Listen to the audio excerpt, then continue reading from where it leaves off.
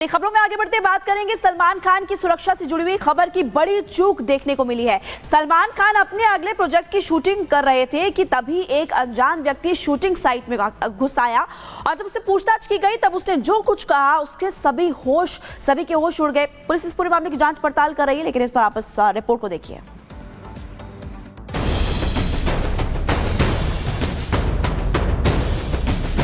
सलमान पर मंडरा रहा खतरा। शूटिंग साइट पर पहुंचा संदिग्ध।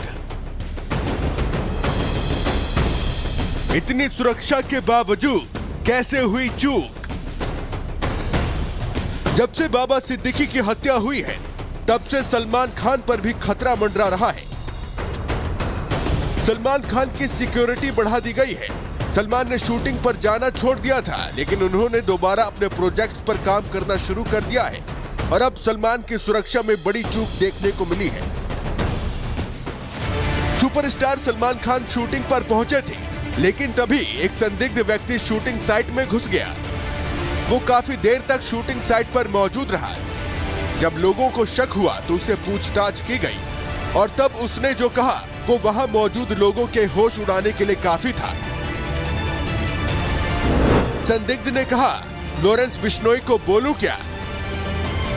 बस इतना कहने के बाद ही उस संदिग्ध व्यक्ति को पुलिस ने हिरासत में ले लिया। सलमान खान भी वहां मौजूद थे। सलमान वहां शूटिंग कर रहे थे। संदिग्ध व्यक्ति को शिवाजी पार्क पुलिस स्टेशन ले जाकर पूछताछ की जा रही है। वहीं इससे क्राइम ब्रांच भी पूछताछ कर सकती है।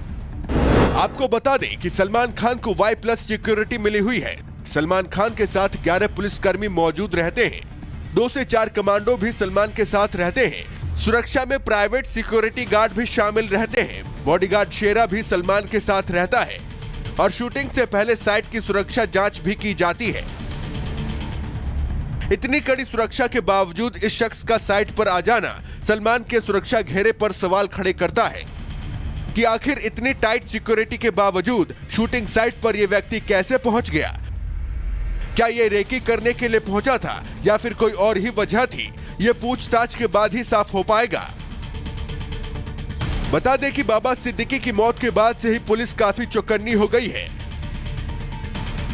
जब भी सलमान खान को कोई धमकी देता है तब पुलिस एक्शन मोड में आ जाती है। अब तक सलमान खान मामले में पुलिस कई लोगों को भी गिरफ्तार कर चुकी है। Bureau report, Republic Bharat. और बाबा सिद्दीकी हत्याकांड से जुड़ा बड़ा खुलासा हुआ है। दरअसल यह जानकारी मिली है कि शूटर्स के निशाने पर सलमान खान भी थे। सलमान खान को लगातार इसके पहले धमकियां मिलती रही हैं और अब यह जानकारी मिल रही है कि बाबा सिद्दीकी हत्याकांड मामले से जुड़े हुए शूटर्स के निशाने पर सलमान खान भी थे। पुलिस की जांच में अहम सबूत भी मिले हैं कि सलमान खान भी उन लोगों के टारगेट पर थे जिन लोगों ने बाबा सिद्दीकी की सरेआम हत्या कर दी थी। जानकारी तो यह भी थी कि बाबा सिद्दीकी के बेटे भी उनके निशाने पर थे, लेकिन बाबा सिद्दीकी को गोली मार के वो लोग वहां से फरार हो गए थे। और अब ये जानकारी मिल रही है करीब इस घटना के 1.5 से 2 महीने बाद कि सलमान खान भी उन शूटर्स के निशाने पर थे जिन्होंने बाबा सिद्दीकी की हत्या की थी। मुंबई पुलिस की जांच में अहम सबूत मिले हैं। और इस बीच अगली बड़ी खबर, लोकसभा में केंद्रीय मंत्री नितिन गडकरी का बड़ा बयान। कॉन्ट्रैक्टर अगर सही काम नहीं किया तो उसको बुलडोजर के आगे डाल देंगे। ये बड़ी खबर आपको बता रहे, लोकसभा में केंद्रीय मंत्री नितिन गडकरी ने एक बयान दिया है। वो कहते हैं कि कॉन्ट्रैक्टर अगर सही काम नहीं किया, कॉन्ट्रैक्टर ने अगर सही काम नहीं किया तो क्या उसको बुलडोजर के आगे डाल देंगे। क्या कुछ कहा नितिन गडकरी ने, आपको सुनवाते हैं। नहीं कि अगर ऐसे कोई क्वालिटी का काम खराब कॉन्ट्रैक्टर करता है तो उसको 6 महीने या 1 साल तक वो कोई टेंडर भर नहीं सकेगा। ऐसी भी पॉलिसी अब बनाई है और अधिकारी जो है उनको भी विशेष रूप से हम इसमें कार्रवाई करके उनको भी नोटिस देके सस्पेंड करेंगे। और इसके बारे में मैं आपको बहुत बताना चाहता हूँ, आदरणीय मोदी जी के नेतृत्व में हमारी सरकार ने और मेरे विभाग ने 50 लाख करोड़ रुपए के काम किए। बेनीवाल जी, आपके भी मैं लाकाम लेके आया हूँ और आप कोई भी कहे कि एक भी कॉन्ट्रैक्टर को अपने सैंक्शन करने के लिए मंत्रालय आना नहीं पड़ा। हम ट्रांसपेरेंट है, टाइम बाउंड है, रिजल्ट ओरिएंटेड है। मैं उसका उल्लेख नहीं करना चाहता, पर मैं पब्लिक सभा में कह चुका हूँ कि कॉन्ट्रैक्ट अगर ठीक नहीं काम करेगा तो बुलडोजर के नीचे उसको डलवा देंगे। याद रखना, यहाँ तक लोगों को समझा है। और मुझे मालूम है कि ये कॉन्ट्रैक्टर को अभी आप देखो इस साल कैसे ब्लैक लिस्टेड होते हैं। इनको बिल्कुल ठोक पीट करके सीधा कर दो। हम किसी के साथ कॉम्प्रोमाइज़ नहीं करेंगे। इस वक्त एक और बड़ी खबर बता दें, गिरिराज सिंह ने भी विपक्ष पर हमला बोला। कहा कि नौटंकी करने से अच्छा राजघाट चले जाते। ये कह रहे हैं गिरिराज सिंह कि नौटंकी करने से बेहतर है कि राजघाट चले जाते।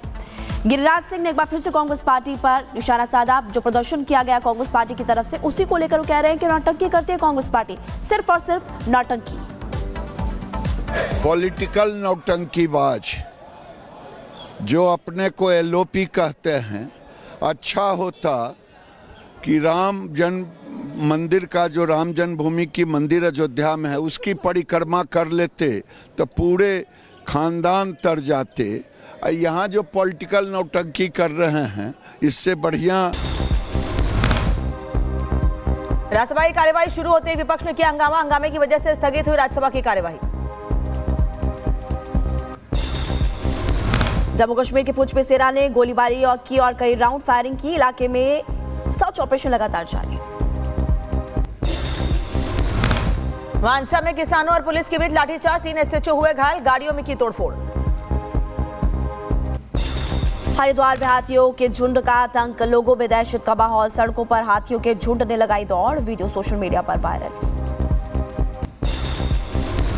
तमिलनाडु में हाथी का आतंक, वन विभाग की टीम पर किया हमला, गाड़ी का शीशा तोड़ा। हमले की तस्वीर आई सामने।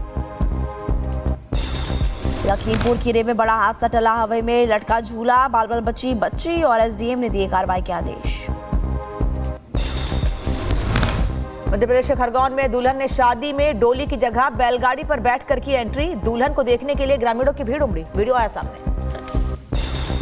अयोध्या में शुरू हुआ हॉट एयर बलून सर्विस। हवाई यात्रा पर आसमान से लेकर रामनगरी का दीदार भी कर सकेंगे और इस दौरान हेलीपैड से संचालन किया जाएगा।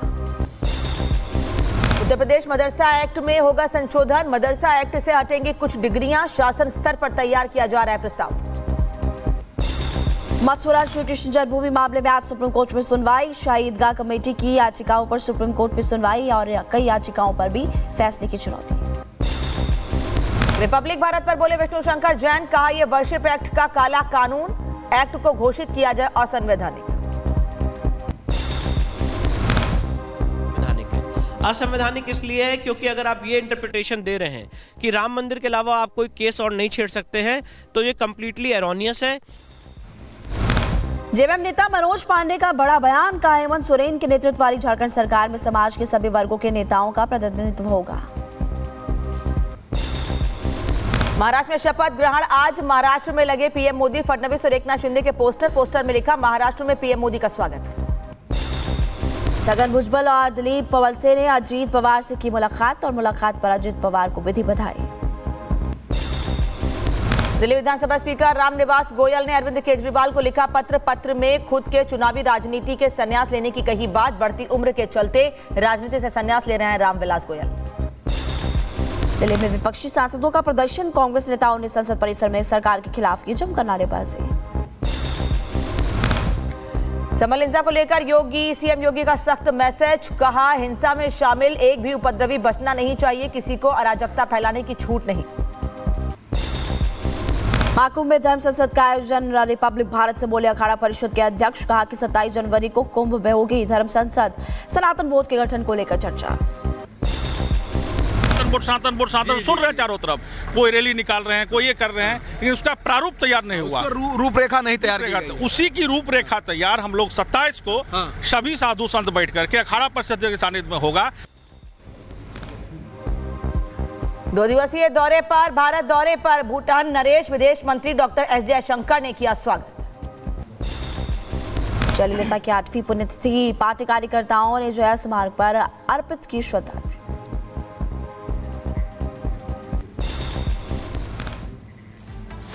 और ये तस्वीर मुंबई की आपको दिखा रहे हैं।